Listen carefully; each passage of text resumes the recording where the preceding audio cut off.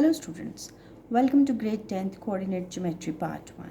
In this part, we are going to recapitulate what we have done in grade 9th, distance formula and its applications.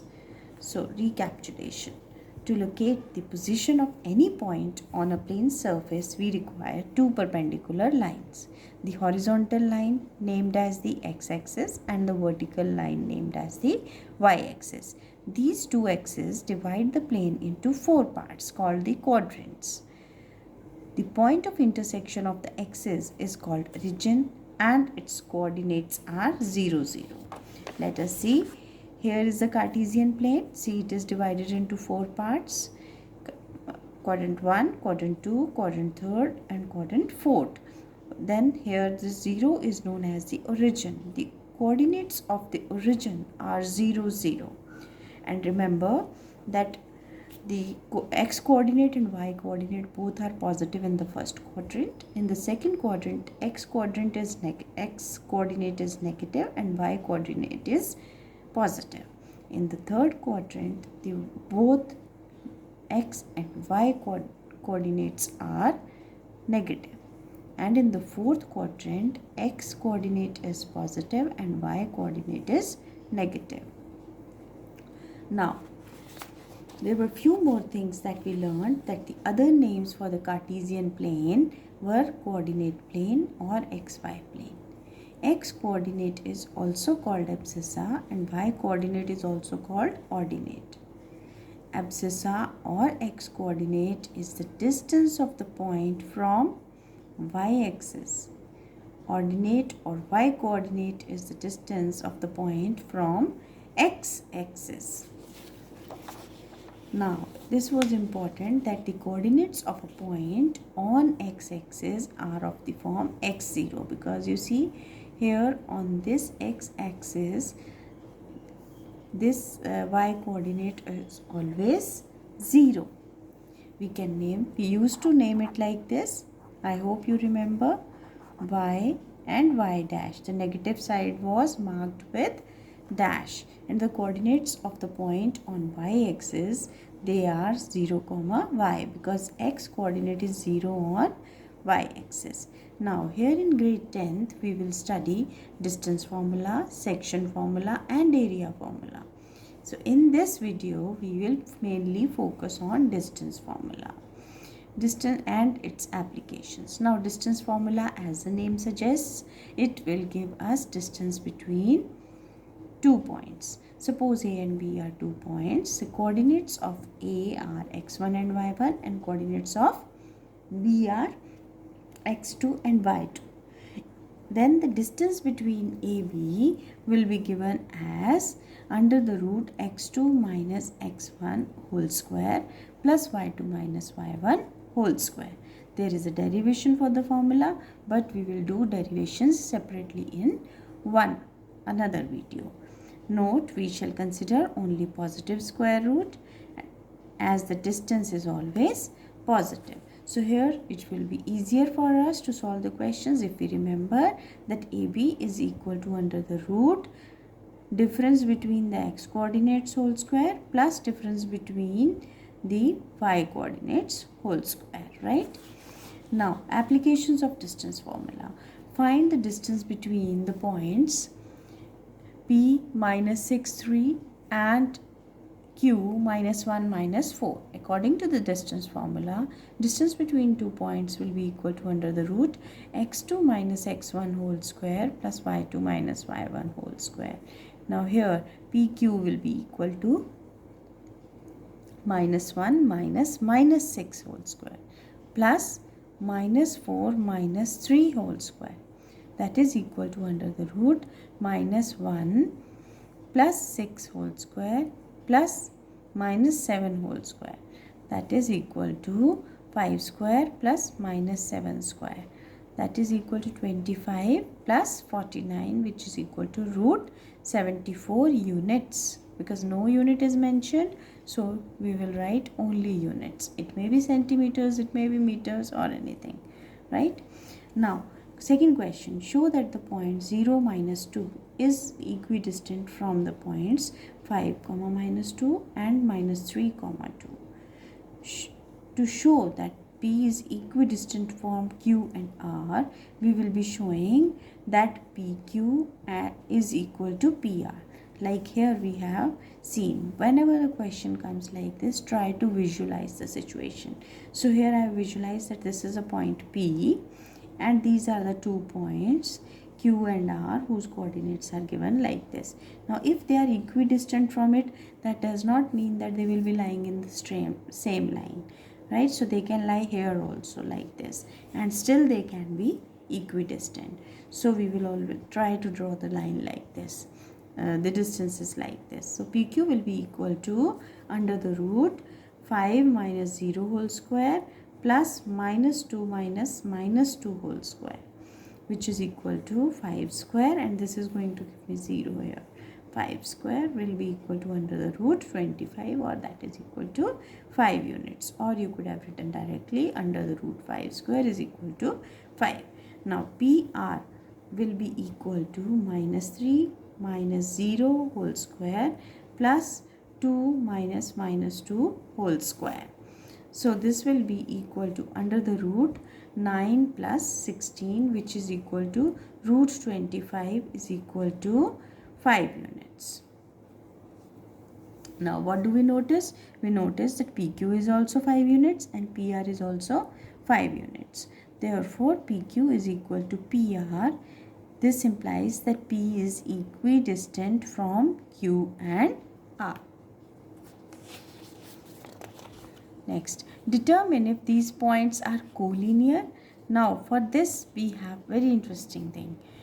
There is one method of using the distance formula. See, if 3 points are collinear, then distance PQ plus QR should be equal to PR. Or maybe R is in between and Q is outside. That means the distance of 2 line segments should be equal to the third one. So here we will try to find the probable segments which are made by these 3 points, that is PQ, QR and PR. So we are trying to apply distance formula here to find the distances. So PQ, if I am taking, so it will be 2 minus 1 whole square plus 3 minus 5 whole square, which is equal to 1 square plus minus 2 whole square, which is equal to under the root 1 plus 4, which is equal to root 5. Similarly, now we calculate QR. QR is equal to under the root minus 2 minus 2.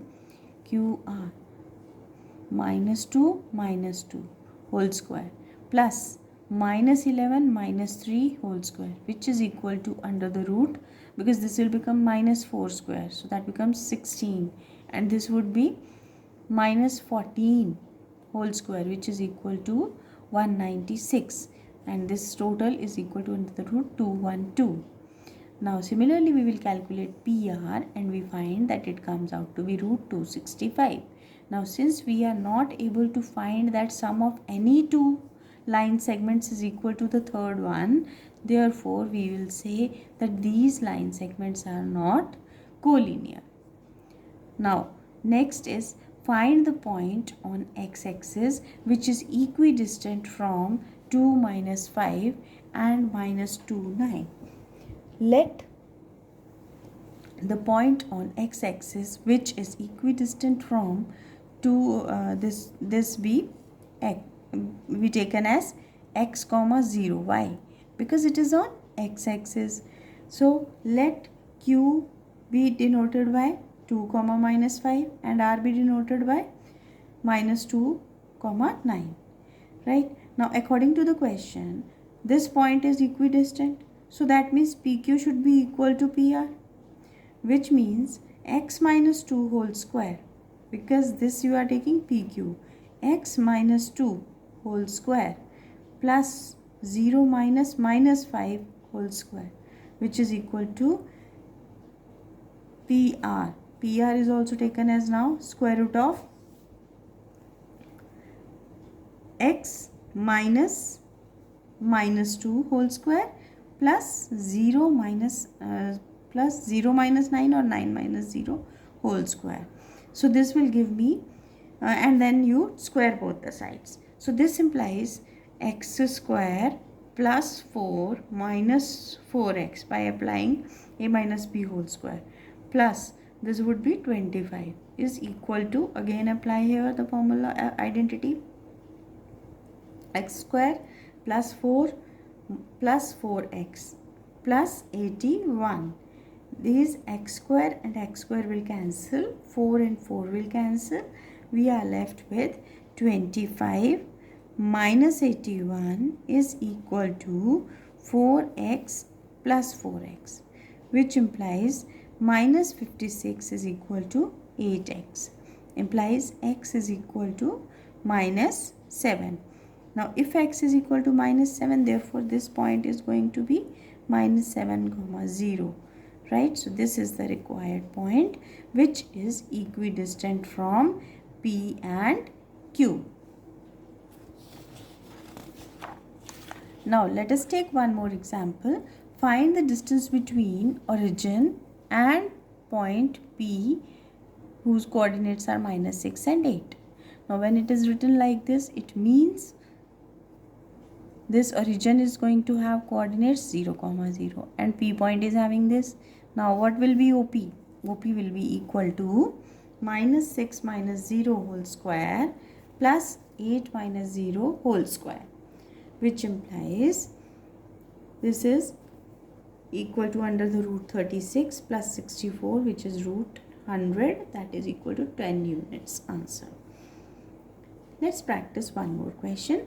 Find the value of y for which the distance between the points A and B is 10 units. The coordinates of A are given here and B are given like this. Now AB is given to be 10 units. So let us find out AB. Under the root, this will be 11 minus 3 whole square plus y minus minus 1 whole square. This is equal to 10. So this implies under the root 8 square plus y plus 1 whole square is equal to 10. Squaring both the sides, we will be able to remove this root sign. So we have 8 square plus y plus 1 whole square is equal to 100. Now let's open the brackets and apply the laws of exponents here. So this implies 64 and here I have y square plus 1 plus 2y is equal to 100, which implies y square plus 2y is equal to 100 minus 65, which implies y square plus 2y minus 35 is equal to 0. Now this is going to give me two values of y because it is having degree 2. So it's a quadratic equation, so that you can find out yourself, or let us try it. This implies you can apply discriminant method also and you can apply factorization also. Let us try. If I have minus 35 here, I have two numbers 7 and 5 whose product is 35 and the difference is 2y. So I can write it as y square plus, because it is positive here, so 7y minus 5y minus 35 is equal to 0, which implies y into y plus 7 minus 5 into y plus 7 is equal to 0, which implies y plus 7 into y minus 5 is equal to 0. Here only I'll solve for your convenience. So this implies y is equal to minus 7 or y is equal to 5. Hence, you can have B as 11 comma minus 7, or you can have the coordinates of B as 11 comma 5. Right? So here you can get two values of y. In exam, the question can be asked that how many values of y can be found. So we can say in this situation, two values of y can be found. Thank you.